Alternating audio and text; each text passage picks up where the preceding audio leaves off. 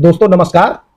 दोस्तों आज का विषय है कि नामांतरण कार्यवाही में, नामांतरण माने दाखिल खारिज में, अगर कोई ऐसा मामला है जिसमें दो पक्ष आपस में झगड़े पर उतारू हो जाते हैं कि दाखिल खारिज एक व्यक्ति कहता है हमारे नाम होगा, दूसरा व्यक्ति कहता है हमारे नाम होगा, और कोई ऐसी जमीन होती है जिसमें उस जमीन का जो रियल ऑनर है माने उसका असली मालिक है, उसकी या तो मृत्यु हो गई होती है या उसके नाम से कोई एक ऐसा डॉक्यूमेंट आता है जो कोई इच्छा पत्र है, बिल है, या कोई सेल डीड है, या कोई गिफ्ट डीड है, या अन्य प्रकार का कोई अंतरण है, वो लेकर के नायब तहसीलदार के कोर्ट में या तहसीलदार की कोर्ट में या रेवेन्यू अथॉरिटीज के पास कोई ऐसा मुकदमा आता है कि साहब इस पे हमारा नामांतरण कर दीजिएगा, इस पर हम इस प्रकार से इसके मालिक हो जाते हैं।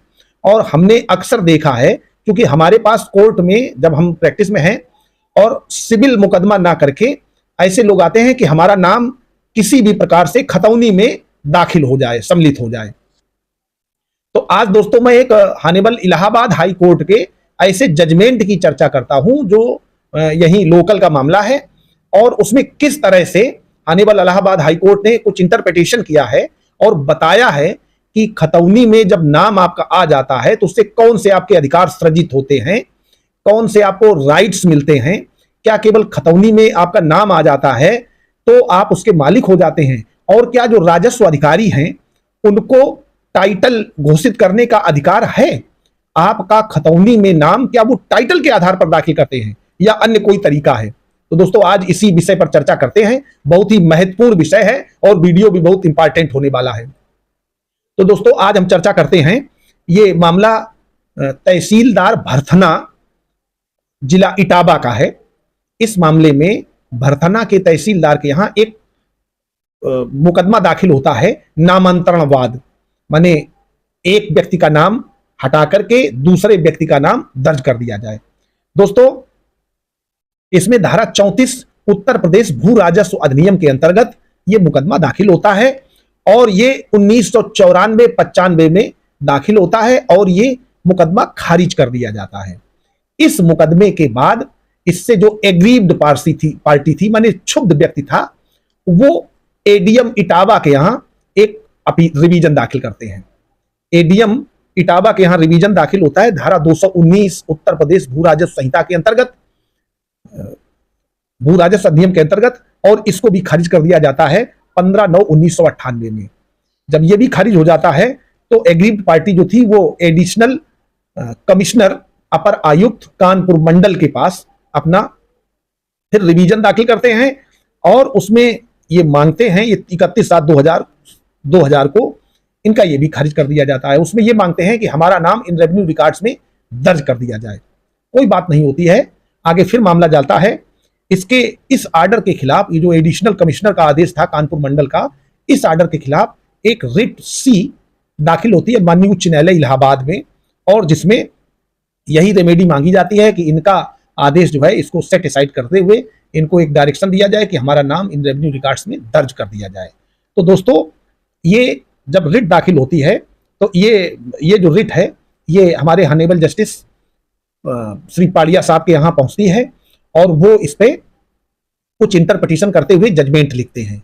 तो इसमें सबसे पहले उन्होंने अभी निर्धारित किया है इसी मुकदमे में कि नामांतरण कार्यवाही संक्षिप्त प्रकृति की होती है। जैसे जब भी कोई व्यक्ति दाखिल खारिज कराने जाता है तो उसमें नॉर्मली बयान नोट कर लिए जाते हैं और इतना एविडेंस ले लिया जाता है कि इस तरह से आपका नाम यहां आना है, और इस्ताहार जारी करने के बाद में उसमें नामांतरण कर दिया जाता है। इससे नामांतरण कार्यवाही से किसी व्यक्ति पर, किसी व्यक्ति का किसी भूमि पर कोई हक उत्पन्न हो रहा है या नहीं उत्पन्न हो रहा है, इसका निपटारा या इसका निर्णय नहीं किया जा सकता। पहली बात तो यह आ गई।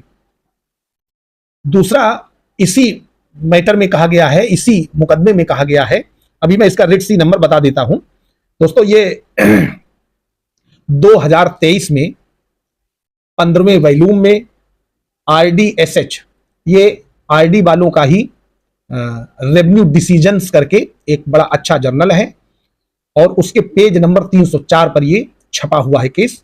माननीय इलाहाबाद उच्च न्यायालय का मामला है, रिट सी है 10,120 बटे 2022 और इसका जजमेंट 2/8/2022 को हुआ है। इसमें कहा है कि नामांतरण कार्यवाही से जिस व्यक्ति का नाम राजस्व अभिलेखों में प्रविष्ट किया गया है, माने जिसका नाम एंट्री किया गया है या दाखिल खारिज जिसके नाम से किया गया है, उसका कोई अधिकार अथवा हक ऐसे डॉक्यूमेंट नहीं प्रदान करते हैं। जैसे केवल उसका दाखिल खारिज हो गया है, उसका नाम चढ़ गया है तो वो उस लैंड का मालिक हो गया, ऐसा नहीं होता है। ये माननीय इलाहाबाद उच्च न्यायालय ने इसी रिट सी में कहा है 10,120/2022 में। एक बात और कही है इसी जजमेंट में कि हरीश चंद्र बनाम भारत संघ के मुकदमे में, ये 2019 का 5वें वैल्यूम में एडीजे 2012 में आया है। इसमें कहा है कि राजस्व अभिलेख हक प्रदान नहीं करते।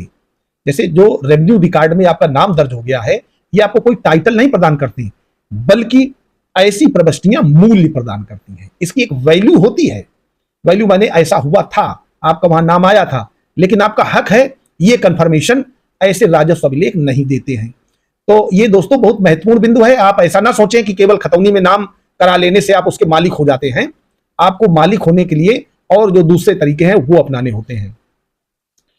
इसी में फिर एक और बात कही है कि राजस्व अभिलेख केवल राजस्व एकत्र करने के प्रयोजन से एंट्री किए जाते हैं या बनाए जाते हैं।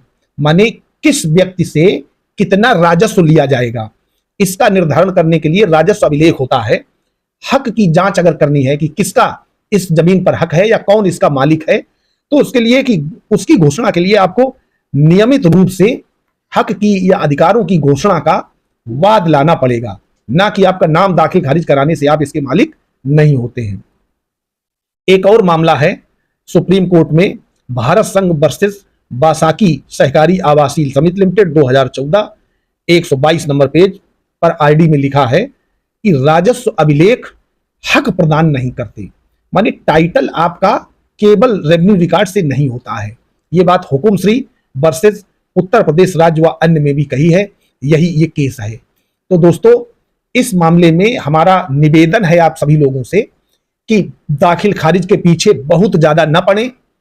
आप अपने उस लैंड का, जैसे आपकी जो जमीन है या लैंड है जिस पर आप दावा कर रहे हैं, वो या तो किसी व्यक्ति की मृत्यु के पश्चात आपका नाम आ रहा है तो आप उसमें उत्तराधिकारी हैं, या किसी बिल से आ रहा है, आपके पक्ष में कोई वसीयत है, आपके पक्ष में कोई सेल डीड है, बैनामा है, या कोई दान पत्र है, या अन्य किसी और स्रोत से आप उसके मालिक बन रहे हैं, तो वो डॉक्यूमेंट आपका महत्वपूर्ण है।